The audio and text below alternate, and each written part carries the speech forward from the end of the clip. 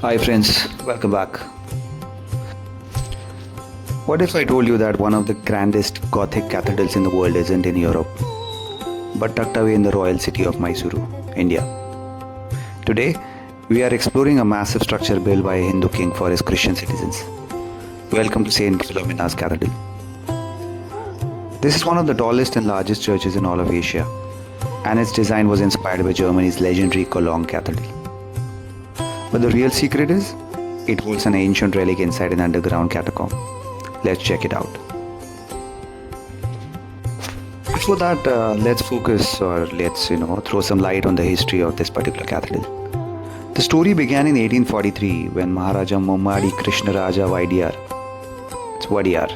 III built a small church for growing European and Christian community in Mysore. By the 1930s, the community had outgrown the space. The legendary Maharaja Nalwadi Krishnaraja Wadiyar IV, lauded as a progressive, saintly sovereign king, commissioned a giant cathedral. He personally laid the foundation stone on October 28, 1933. It was initially dedicated to Saint Philomena, a 3rd century Greek princess and martyr. When structural completion wrapped up in 1941, the official dedication shifted to St. Joseph's Cathedral because Philomena's name was omitted during later global liturgical calendar reforms. Today, it is universally known by both names. Let's focus on some mind-blowing facts about this cathedral. If we speak about the design, it was designed by French architect named Daly in the Neo-Gothic style.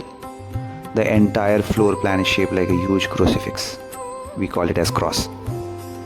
The majestic twin spires stand 175 feet tall.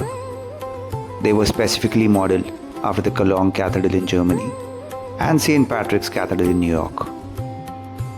Directly underneath the main marble altar lies an underground crypt.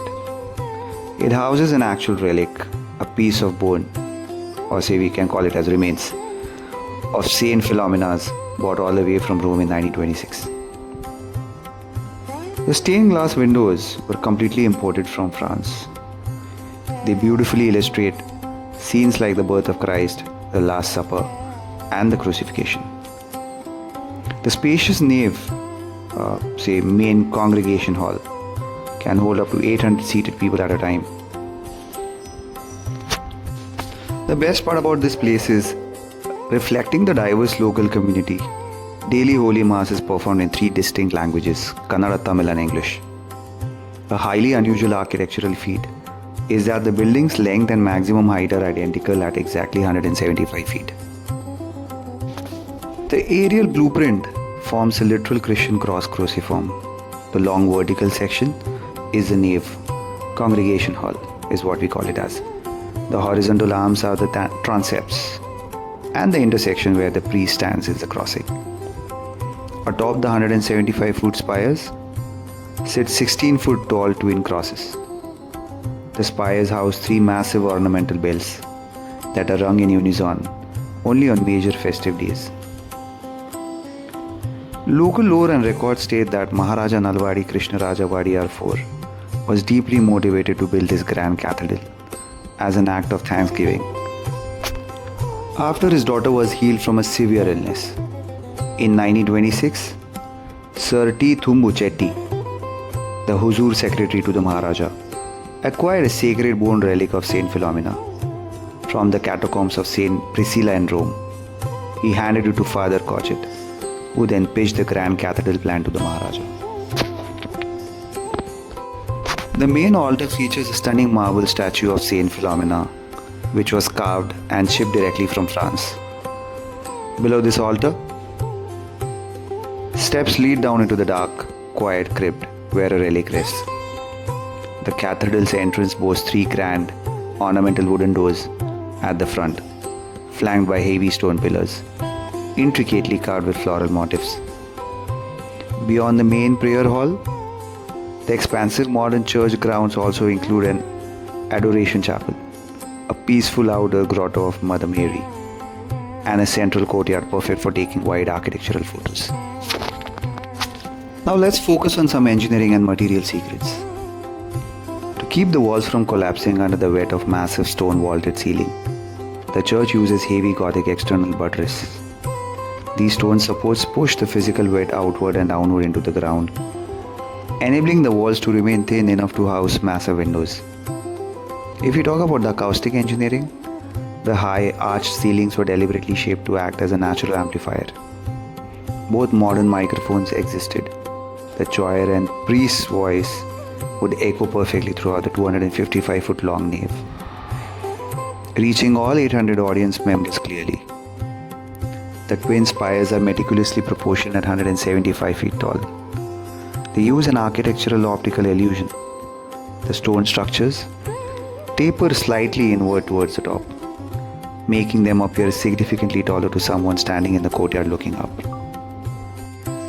And yes, now, after leaving the grand palaces of Mysore and cathedrals, the camera looks out the window as the landscape suddenly transforms into thousands of towering, swaying coconut palms. Everyone tells you about Ooty, the misty hills, the green gardens, the cold weather. Nobody warns you about the absolute tropical paradise you have to drive through to get there.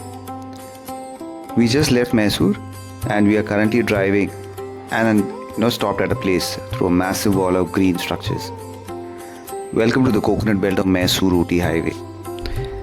If you look left, coconut trees. Look right, coconut trees. It looks like Hawaii, but we are in Karnataka. Today, we are pulling over to explore these massive farms, learn why they are here, and most importantly, drink some legendary ice cold water. That's Yalnir. I just had a Yalnir.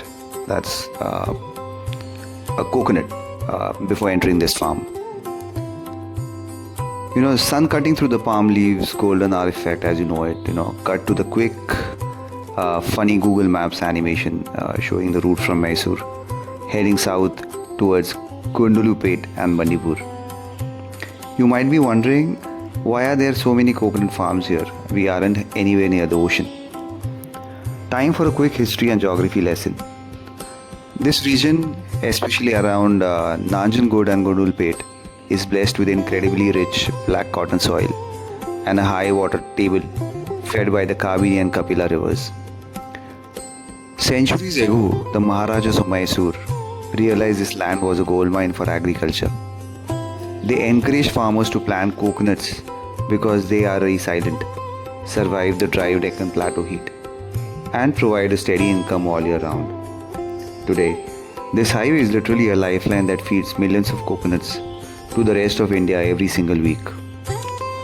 Let's talk about a couple of facts. Fact number 1. Coconuts aren't actually nuts.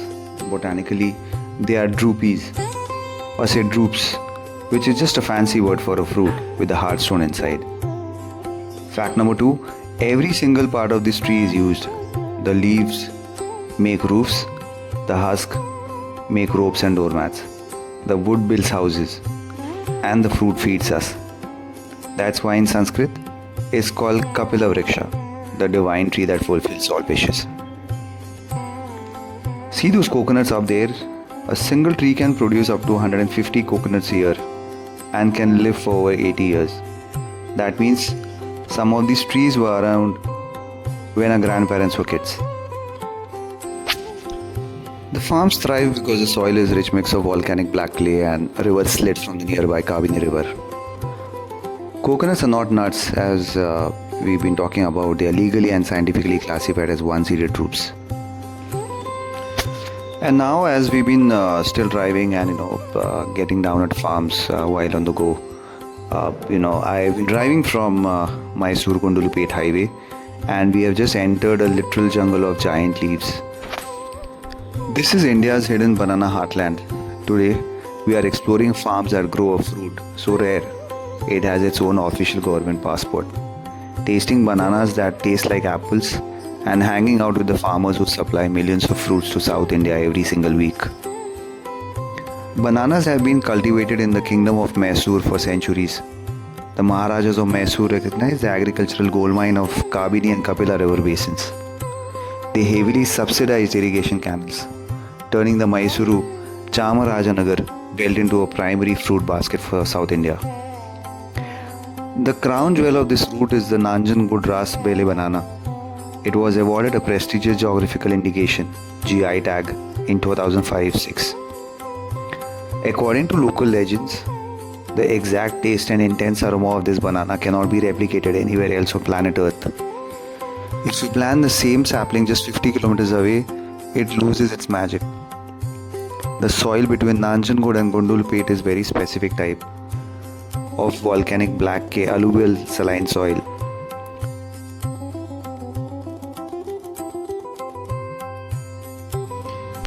And while walking through these banana plantations, I met Mr. Nanjandappa. He is a hardworking farmer from Gundlupet, Chamarajanagar, known for his lush green banana plantations.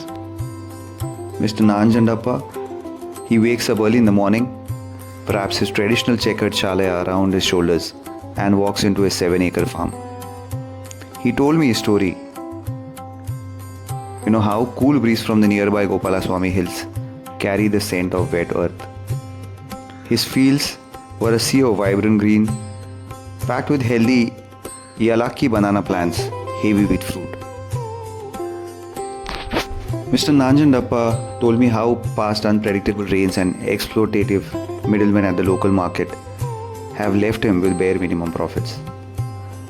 He decided to change his fate. He adopted drip irrigation and joined local farmers cooperative community. He spent months carefully nurturing the crop, treating each sapling like his own child. Every morning as the sun hits the leaves, a large truck arrives directly at his farm gate. A sustainable supermarket chain from Mysuru had agreed to buy his entire harvest at a fair, predetermined price. Watching the workers carefully load the golden banana bunches, Mr. Nanjandappa wiped a tear of relief from his eyes.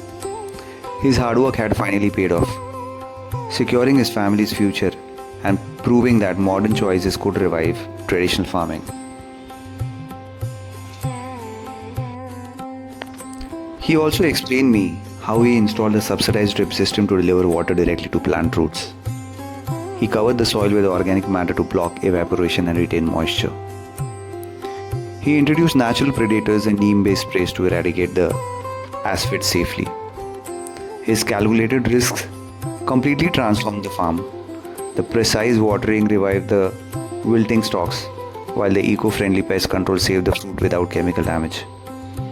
By harvest time, the plantation yielded record-breaking, spot-free banana bunches. Mr. Nanjandappa proved that scientific methods and resilience could triumph over nature's toughest challenges. Nanjandappa knew that modernizing his farms required capital he simply did not have in cash. The drip irrigation setup and solar-powered borewell pump cost him over 2 lakh rupees. Refusing to approach predatory local money lenders, he took a structured financial route. He secured a 60% government subsidy for the solar pump installation from the PM Kusum scheme. He utilized his KCC to get a low-interest crop loan from the local bank as a Kisan, using the Kisan credit card. And for his future harvest, the Gundlupet Agricultural Cooperative provided the remaining credit to him. Once his fields turned into a high-yielding success story, Nanjandappa did not keep the secrets to himself. He turned his farm into a living classroom for the entire Gundlupet farming community. He hosted weekly farm walks to show neighbors how mulch technique retains soil moisture. He started a digital group to share real-time pest alerts and organic neem spray recipes. He organized 40 local farmers to purchase drip kits in bulk, slashing individual costs by 20%. Through financial discipline and community leadership, Nanjandappa did not just save his own farm, he built a resilient, climate-smart farming hub in Gundlupet. And said that, guys, this is how a single family in Gundlupet turned a farming crisis into a global enterprise. From battling droughts and pests to overcoming unseasonal floods, they proved that when traditional grit meets next-gen technology, Indian agriculture can literally feed the world. It just goes to show that no matter how deep the roots of crisis are, The right innovation can make you weather any storm. If you love this incredible journey of resilience, make sure to hit that like button, drop a comment below on what inspired you the most, and don't forget to subscribe. Until the next adventure, keep exploring, keep innovating. Signing off.